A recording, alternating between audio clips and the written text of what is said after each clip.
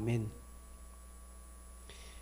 엘리의 두 아들과 사무엘이 비교가 되고 있습니다. 아마 저자는 의도적으로 이렇게 비교를 하고 있는 것 같습니다. 엘리의 두 아들을 이야기하는 가운데 딱 중간에 사무엘 이야기가 잠시 들어 있습니다. 이런 것을 통해서 당시 시대가 얼마나 엘리의 두 아들처럼 이렇게 어둡고 타락한 시대인가를 또 이야기해 주는 것 반면에 그러한 가운데도 경건한 사무엘 같은 사람이 또한 있다라는 것을 말해주고 있습니다.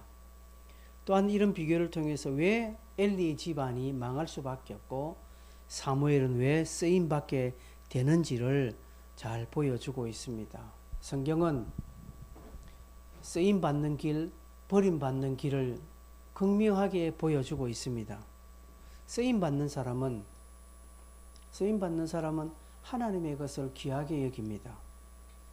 하나님의 직분을 귀하게 여기고 중요하게 생각합니다.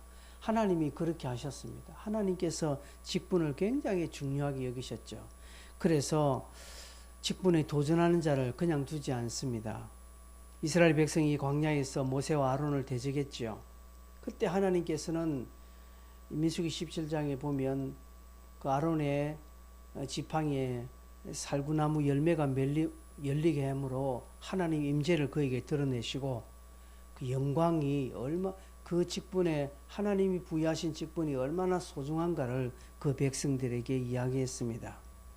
그러나 직분이 아무리 귀하고 고결하다 할지라도 그 직분을 감당하는 자가 소홀히 여기면 별것 아닌 것처럼 여기면 버림받습니다. 엘리의 두 아들입니다. 엘리의 두 아들은 당시 제사장으로서 아버지가 제사장이기 때문에 그들 또한 제사장이지만 저거 마음대로 해버렸습니다. 그러면 12절 보면 엘리의 아들들은 행실이 나쁘다라고 말합니다. 행실이 나쁜 것이 무엇입니까? 구체적으로 여호와를 알지 못하는 것입니다. 옛날 성경을 보면 엘리의 두 아들은 불량자라 이렇게 말합니다. 이 말은 사악한 자, 악독한 자라는 표현입니다. 무엇이 악독하고 무엇이 사악합니까? 하나님을 알지 못하는 것이 악한 것입니다. 하나님과의 영적인 관계가 없는 사람은 악한 거예요. 여러분, 성도가 교회를 아무리 열심히 다니고 어릴 적부터 모태신앙으로 신앙교육을 잘 받았다 할지라도 잘 성경을 알고 엘리야 이야기도 알고, 그죠?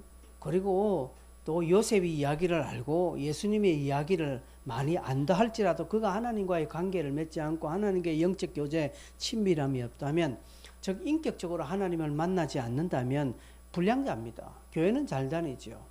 그죠? 불량자 안 됩니다. 여러분, 학교에 일진들이 있죠. 안 빠지고 걔네들 학교 옵니다. 공부 안 하잖아요. 뒤에서 아이들 돈 뜯고 삥 뜯고 패고 하잖아요. 그게 깡패잖아요. 학교 잘 다닌다고 되는 게 아니에요. 여러분, 교회만 잘 다닌다고 되는 거 아닙니다. 교회 안에도 불량자들이 있습니다. 누굽니까? 하나님과의 영적 교제를 가지지 않는 자들을 말합니다. 하나님을 진정으로 만나지 않는 것을 말합니다. 이들은 하나님을 두려워하지 않습니다. 그냥 자기 주머니 잘 되는 거, 거기에 딱 관심이 있습니다. 그래서 교회가 어떻게 돼도 그건 상관없습니다. 그죠? 교회가 어려우면 다 도망갑니다. 하나님 나라의 어떤 위기의식 전혀 없습니다. 그냥 자기 일신에 하나, 자기 잘 먹는 거, 엘리의 두 아들 보십시오. 그냥 자기 먹는 거, 자기 탐욕, 자기 감정밖에 없습니다. 여러분 13절 한번 볼까요? 13절을 어떻게 합니까? 이들은 하나님께는 신경 없고요. 어떤 사람이 제사를 드리러 오고 고기를 삶을 때에 이 제사장의 종들이 손에서 갈고리 있잖아요. 갈고리를 가지고 와서 냄비나 이런 가마에 푹 찔러서 걸리는 것을 그들의 것으로 가져갑니다. 이 깡패들의 활약상이 등장하고 있습니다. 이들의 관습이 이렇다라고 합니다. 이게 한두 번 해본 솜씨가 아닙니다. 그들은 이런 것들을 서슴지 않고 합니다. 하나님의 제사의 방법이 있는데, 여러분, 교회에 질서가 있습니다. 교회 안에 질서가 있고 교회 다니는 어떤 그런 모든 행위들이 있습니다. 그런데 지 마음대로 하는 것 다 불량자고 깡패요, 하나님을 알지 못하는 것입니다. 이런 것들은 하나님을 향하여 도전하는 행위입니다. 사울이 왜 이스라엘 초대 왕으로 화려하게 든 거겠지만 왜 버림받습니까? 사무엘상 13장에 가보면 나중에 어찌요? 제사장이 집례해야 할 그 제사를 사무엘이 오지 않고 막 상황이 막 좀 바쁘게 돌아가니까 그냥 자기가 해버리는 것입니다. 이 하나님을 향한 도전이죠. 엘리의 두 아들도 마찬가지입니다. 저거 마음대로입니다. 마음대로. 이들은 어릴 때부터 아버지 엘리를 통하여서 신앙교육을 안 받았겠습니까? 하나님의 이야기를 안 들었겠습니까? 잘 들었습니다. 잘 압니다. 제사의 방법도 잘 압니다. 그러나 아무 관계 없는 것입니다. 자기 마음대로 하는 것입니다. 자기 기분 내키는 대로 하는 것입니다. 그렇게 쭉 해왔다라는 거죠. 그게 관습이 됐다는 것이죠. 여러분, 신앙생활은 습관입니다. 그래서 첫 신앙할 때부터 신앙생활 습관을 잘 들여야 됩니다. 그래서 새벽 기도하는 습관 들여야 되고, 기도하는 습관 들으셔야 됩니다. 기도하는 사람 저녁 기도 오라면 힘들어요. 안 돼. 여러분, 그렇습니다. 여러분들도 저녁 기도하는 습관을 들이셔야 됩니다. 자꾸. 교회 꼭 못 나오더라도 함께 기도하는 그 시간에 함께 보조하는 그러한 노력이 필요합니다. 근데 이것도 안 하고 저것도 안 하면요, 관습이 습관이 딱 되면 나중에는 아무것도 못해. 그렇게 해서 불량배가 되는 것입니다. 여러분, 처음부터 타고나면서 깡패 되는 사람 누가 있습니까? 어슬렁어슬렁 나쁜 친구들 어울리고 침 같이 틱틱 뱉고 같이 돈 뜯고 같이 주먹질 하다 보니까 결국 그렇게 깡패 되는 것이죠. 그렇게 조폭이 되는 것입니다. 여러분, 신앙생활 처음부터 잘하는 사람 없고요, 처음부터 질 나쁘게 하는 사람 없습니다. 누구를 배우고 누구를 만나고 누구와 함께 하느냐에 따라서 신앙이 고급으로 가는 사람이 있고 신앙이 저급으로 가는 사람이 있다라는 사실입니다. 여러분, 신앙은 잘 훈련입니다. 여러분, 기도하는 거 훈련입니다. 아멘 하는 것도 훈련입니다. 아멘 아멘 하는 거 훈련이에요. 주일날 보면 조진홍이가 얼마나 의도적으로 아멘 하고 있는 거 여러분 느끼십니까? 진홍이는 의도적으로 아멘 하고 있습니다. 근데 다들 안 하잖아요. 그냥 입에서 아멘은 아니에요. 여러분, 입에서 아멘 하셔야 됩니다. 기도할 때 통성을 하셔야 됩니다. 왜? 이게 나중에 나의 관습이 되고 습관이 되면 힘이 되는 거예요. 그렇게 해서 하나님을 만나게 되는 것입니다. 소위 말해서 질이 잘 나는 거예요. 여러분, 옷도 내가 입기 편한 옷이 있습니다. 딱 맞는 폼새 나는 거. 신발도 내 발에 딱 맞는 편한 신발이 있잖아요.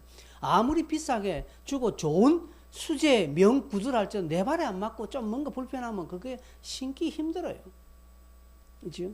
마찬가지로 신앙도 그렇게 되는 거예요. 그래서 신앙생활은 처음부터 잘 해야 되는 것입니다. 이들 보십시오. 갈고리를 던져서 걸리는 것은 무조건 가져가는 것입니다. 여러분, 이 제사장이 가져가는 이 제사는 화목제입니다. 화목제는 다 기름 부분만 태우고 살코기는 이 제사장이 가져가고 또 제물의 주인도 반반 나눕니다. 그래서 아주 좋은 부위를 제사장이 가져갑니다. 근데 당연히 시간만 지나면 기름에 태우고 하면 삶고 하면 이 제사장 몫이 당연히 돌아오는데 이들은 그냥 싫다라는 것이죠. 여러분, 제사장이 가져가는 것은요, 주로 어떤 부위냐 하면 단백질이 막 퍽퍽한 부위입니다. 소위 말 닭가슴살 이런 거예요. 우리 닭고기 먹으면 닭가슴살 별로 안 좋아하는 사람이 있잖아요. 퍽퍽하다고 해서 안 먹어요. 그래서 살코기 좀 이렇게 비계 있는 부드러운 부분을 좋아하는 사람 많습니다. 이들 또한 그렇습니다.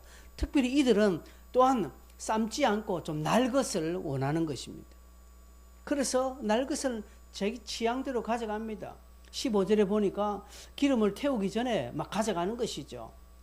그래서 이 종들이 이렇게 말합니다. 우리 주인은 삶은 고기를 원하지 않고 날 것을 원하신다. 하나님은 우리에게 날 것을 먹도록 하지 않았습니다. 성경 보면. 그런데 날 것 좋아하는 것이죠. 그러니까 이거는 법도 없고 질서도 없고 하나님도 없는 그냥 막 지 맘대로 지 먹고 싶은 대로 자기 탐욕 그야말로 안하무인격입니다. 하나님이 정해놓으신 법도 무시하는 것이죠. 왜 그렇게 되었습니까? 습관이 되었기 때문에 그렇습니다. 신앙생활 습관이 되면 무섭습니다. 좋은 습관은요 아주 멋지게 자라갑니다. 좋은 습관은 멋지게 자라가지만 안 좋은 습관은 아주 힘들어요. 나중에 그런 부분에 상대를 잘못 만나면 너무 힘든 것입니다. 그래서 결혼을 해도요, 신앙생활 습관이 달라버리면 두 부부가 힘듭니다. 그죠? 누구는 조용하게 기도하는 사람, 누구는 막 세게 크게 기도해야 되는 사람. 이 두 사람 만나보십시오. 기도 스타일이 다르다고 서로가 비판합니다.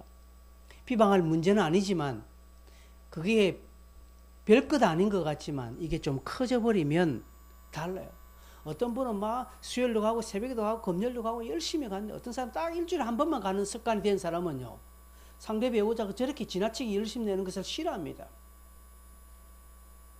막 적당히 헌금하면 되지, 막 이 헌금 저 헌금 막 5만 대만 헌금 다 내면 우리 뭐 먹고 사느냐고 막 두 부부가 서로 싸우는 거예요.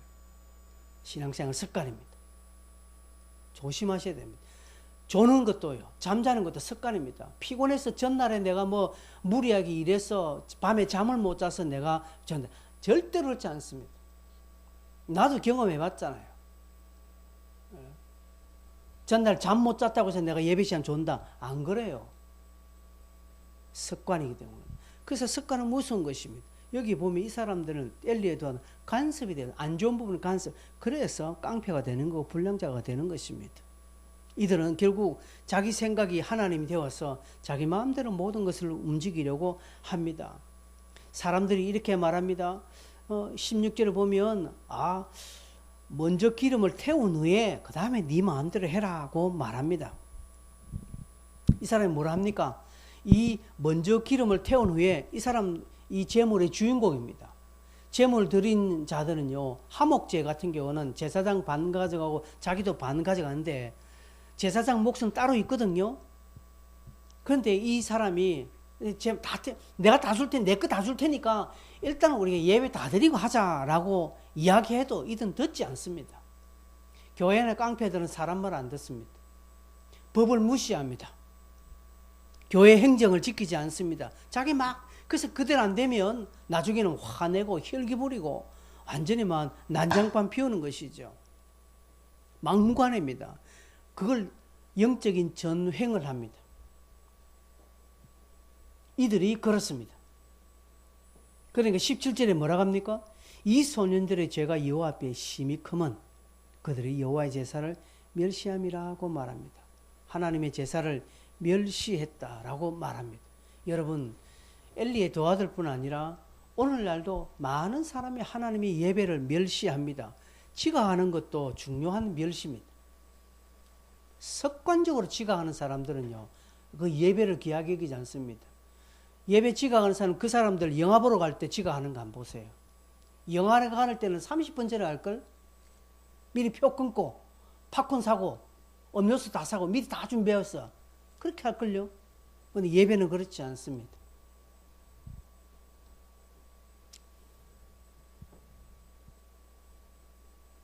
단순한 그냥 재물의 탐욕이 아닙니다.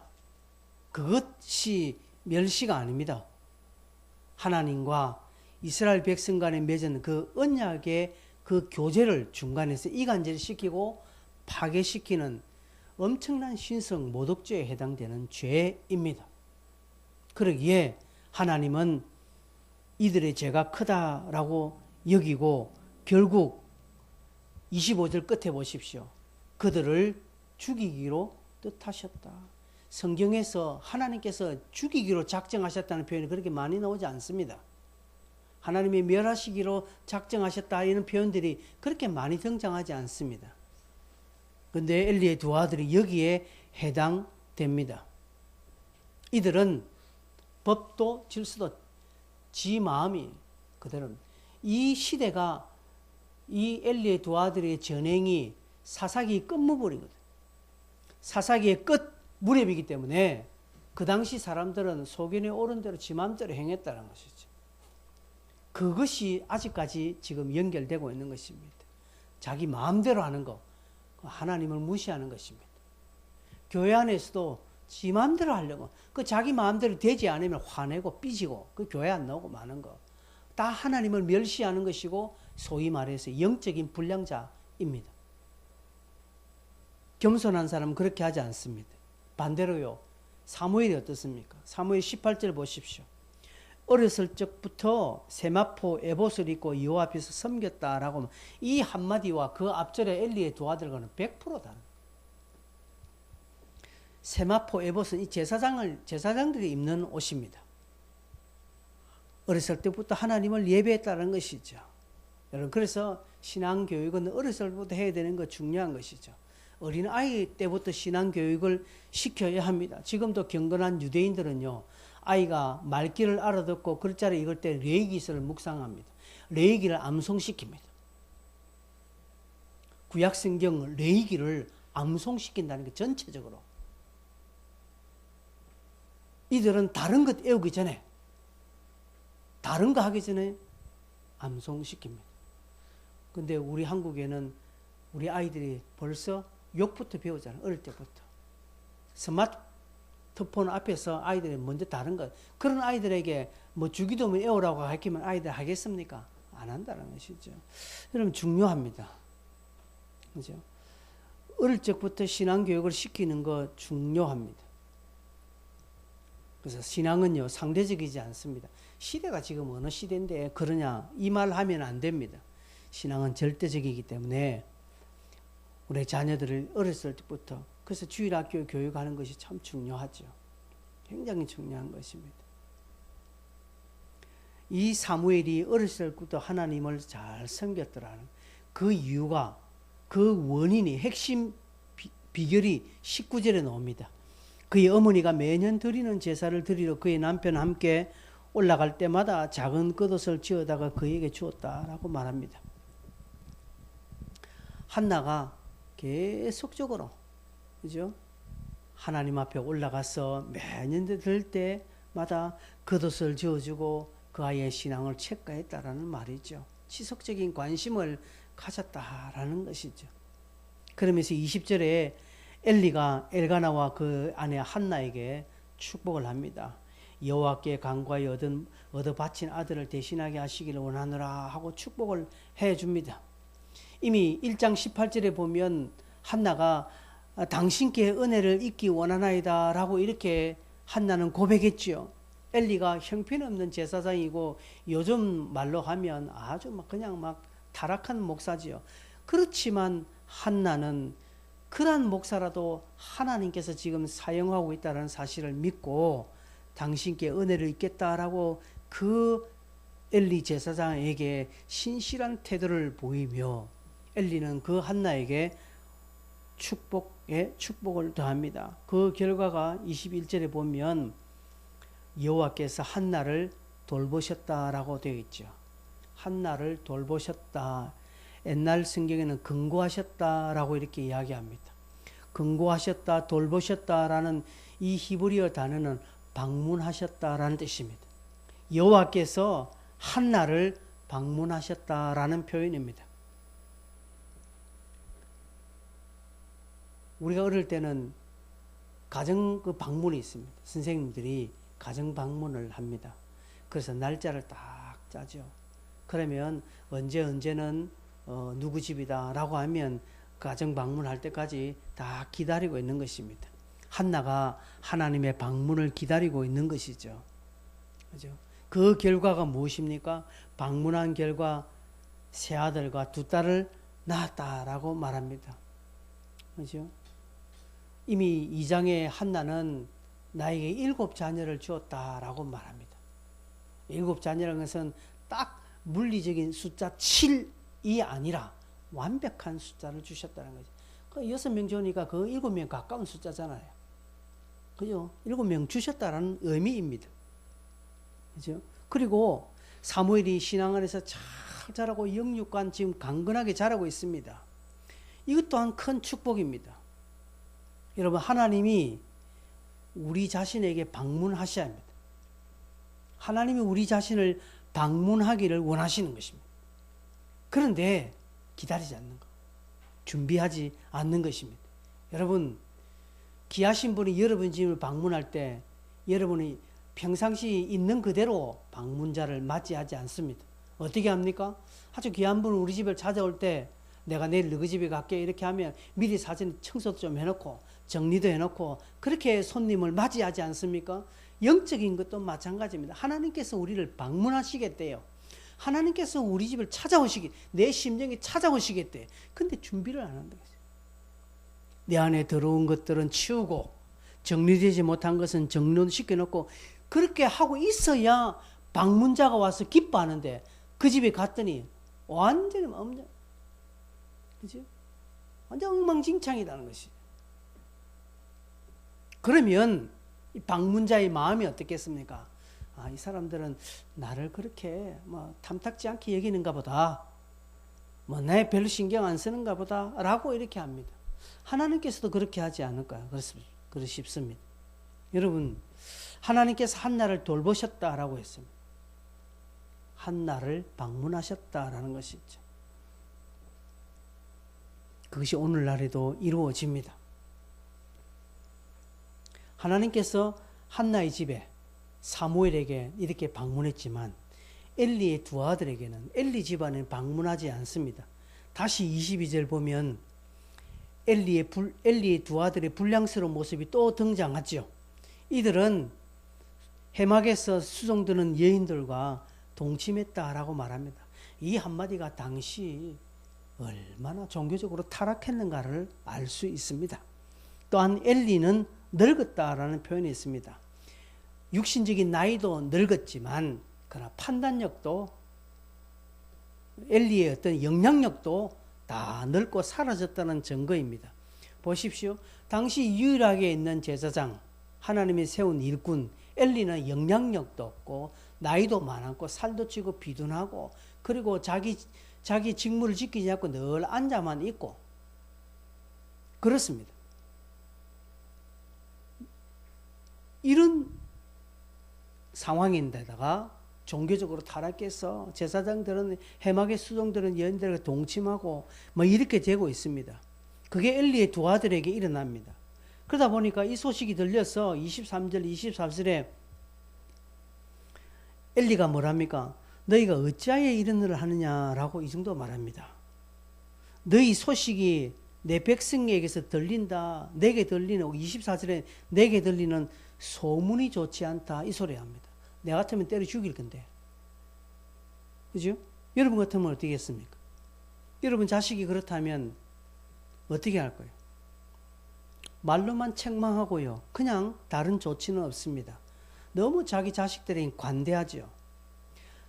앞장에 보면 한나가 성소에서 막 입을 벌리지 않고 어물어물 기도할 때 엘리가 얼마나 크게 안 하고 어디 교회 와서 술 마시고 교회 와서 기도하냐고 단번에 그렇게 뭐라 했지 않습니까?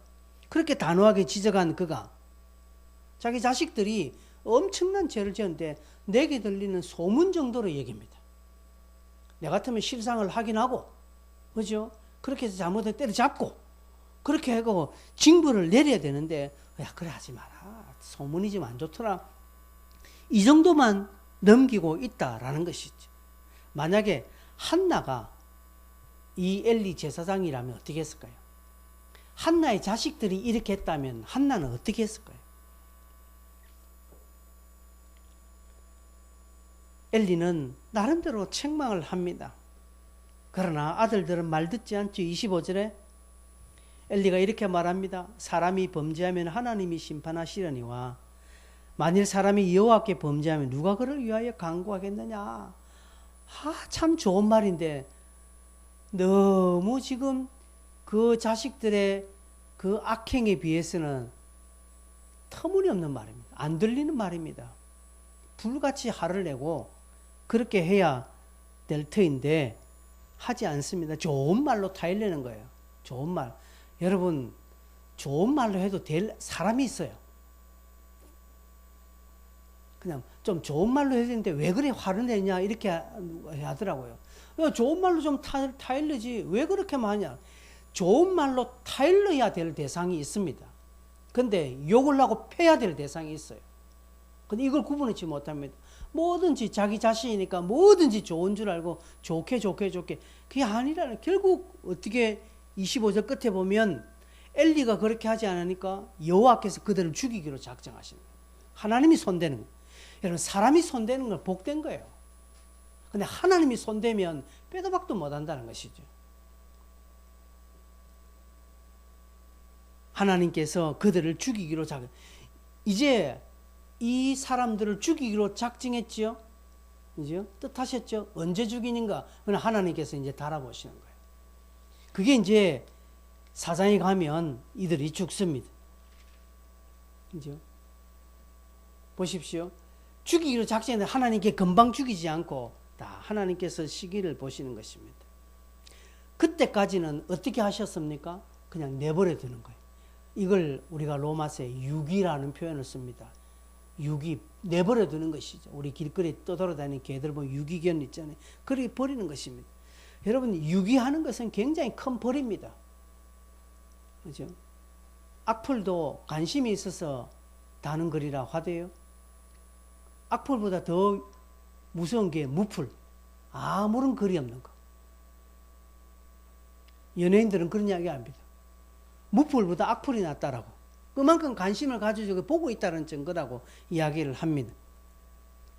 하나님께서 이들을 그냥 내버려 두시는. 그 다음부터는 죽일 때까지 어떤 일절적인 간섭을 하나님께서는 하지 않습니다. 즉 방문하지 않는 것이, 즉 그들을 쓰지 않는다는 것이죠. 근데 또 반대적인 표현으로 26절에 보면 아이 사무엘이 점점 자라며 여호와 사람들에게 은총을 받는다라고 말합니다. 반면에 사무엘은 하나님께, 사람에게 동시에 은총을, 사랑을 더욱 받고 있다라는 것이죠. 즉 하나님께 쓰임을 받고 사람의 존경을 받는다라는 것이죠. 그죠? 이 표현은 누가복음 2장 52절에도 나오고 있습니다. 누가복음 2장 52절에 예수의 키와 지혜가 점점 하나님과 사람 앞에 사랑스러워 가시더라라는 표현과 동일한 것입니다. 하나님께 인정받는 자는 이렇습니다. 하나님께 인정받는 자는 사람에게도 인정받습니다. 사람에게 인정받는 자는 하나님에게도 물론 이 두 가지 등식이 100% 그대로 성립되는 것은 아닙니다. 그런데 대체로 통계적으로 그렇다는 것이, 대체로 그렇다는 것이죠. 이게 딱 그렇다라고는 아닌 부분도 있습니다. 예레미야를 보십시오. 하나님께 인정받았지만 그 당시 사람한테 인정 못 받았습니다. 왕따를 당했습니다. 그렇지 않는 사람 또한 있습니다. 그러나 제가 말하는 것은 대체로 그냥 평균적으로는 하나님 앞에서 인정받는 자는 사람에게도 인정받는 것입니다. 우리가 뭐 예레미야 같이 크게 쓰임받는 사람들이 아니기 때문에 우리는 예레미야 같이 세상에 왕따 당하지 않습니다. 하나님께 사랑받으면 세상에게도 어느 정도 인정을 받는 것이 하나님의 법칙입니다. 엘리의 두 아들과 사무엘이 서로 번갈아가면서 비교하는 것을 보십시오. 망하는 집안은 어떻게 살고 있더라. 되는 집안은 어떻게 되고 있더라. 그죠? 쓰임 받는 사람은 어떻게 되고 있더라. 어떻게 하더라. 버림받은 자는 어떻게 행했으며 어떻게 되더라는 것을 너무나 쉽게 사무엘상 2장에 이렇게 소개되고 있습니다. 왜 이렇게 딱 비교를 하고 있을까요? 그죠? 비교를 해놓은 것은 당시에 사무엘 시대의 사람들의 시대를 이야기해주고 오늘 이 성경을 보는 우리들에게도 너희들이 어떻게 살아야 될 것인가를 이렇게 극명하게 보여주고 있는 대목들입니다. 이제 말씀을 맺겠습니다. 엘리의 두 아들은 하나님을 멸시한 거예요. 그 예배도 뭐 교회 섬기는 것도 자기 마음대로 자기 기분이 딱 중심이 되어서 자기 기분에 맞으면 하고 안 맞으면 그런 사람들 얼마나 많습니까? 그냥 자기 기분 안 맞는다 팽 하고 삐져서 가고 그냥 막 그다음부터는 막 두문불출 해버리고 안 한다 하고 그런 사람 많습니다. 그런 사람들은요 한마디로 우리가 표현은 안 하지만 속으로 불량자다라고 이야기하면 됩니다. 그러나 반대로 사무엘 어렸을 때 에봇을 입고 있습니다. 그의 부모는 매년 예배를 드리는 사람입니다. 하나님이 방문하십니다. 그의 가정에. 여러분 우리는 어떻게 해야 될까? 예배를 존중히 여기고 귀하게 여기고 그죠? 신앙은 습관입니다. 좋은 습관 들이기를 작정하십시오. 우리 묵상하는 친구들 벌써 지금 1년이 넘었잖아. 그렇지? 1년 같이 한 지 1년 넘었. 이게 보통이 아닙니다. 1년 동안 정말 대단한 거예요. 지금은 안 하면 이상하게 되는 거예요. 안 하면 이제 조금 이상하게 되는 그런 나중에는 이거는 안 하고의 문제를 초월하게 됩니다. 그냥 눈 뜨면 아침에 일어나서 적다 해보면 해야 된다는 게 자연스럽게 한동안은 막 학감 막 갈등이 올 때 있었어요. 그러나 그것을 지나쳐버리면 이제 갈등은 없어. 당연히 하는 것입니다. 조금 늦었을 뿐이고 일찍 할 뿐 그 차이지 당연히 하는 거예요. 좀 더 올라가 버리면 이제는 막 아무 생각 없이 하게 되는 때가, 그럴 때 이제 회의가 오지. 내가 이렇게 해도 되나? 라고 그러나 가는 거예요. 신앙은 그렇게 좋은 습관을 갈 때 하나님의 방문이 이루어진다는 것이죠. 오늘 이 말씀을 보시고 하나님의 은총을 받는 자가 어떤 자라는 것을 여러분이 스스로 선택하셔서 그 길을 가는 저와 여러분 다 되길 바랍니다. 찬송 한 장 하겠습니다. 320장.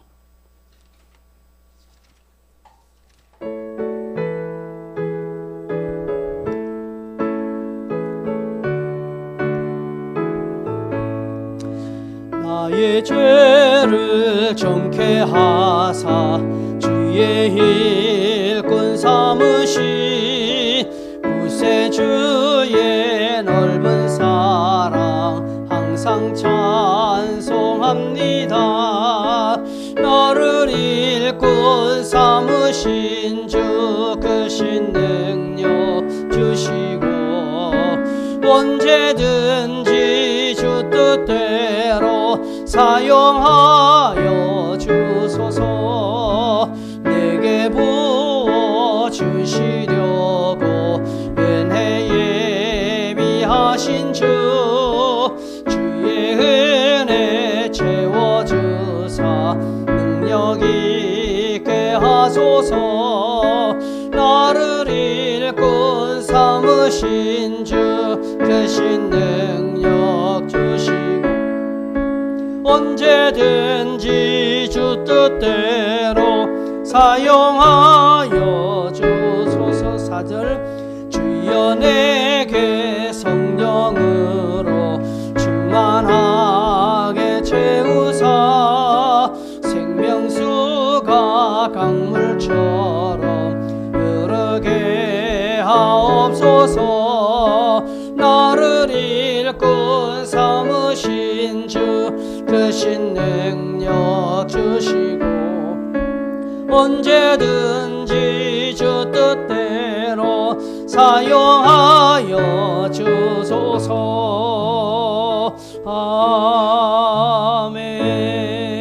아멘. 자, 말씀을 우리가 기억하고 한번 기도하겠습니다. 듣는 중에 여러분에게 기도의 제목이 있을 거예요. 그걸 두고 우리가 말씀을 가지고 기도하는 거 중요하거든요. 여러분 시간에 주셨던 말씀 중에 기도 제목 딱 마음에 또 도전이 되는 것, 여러분 결단에 힘을 실어주는 것 있다면 이 시간에 그거 붙잡고 함께 동성으로 한번 기도하겠습니다. 주여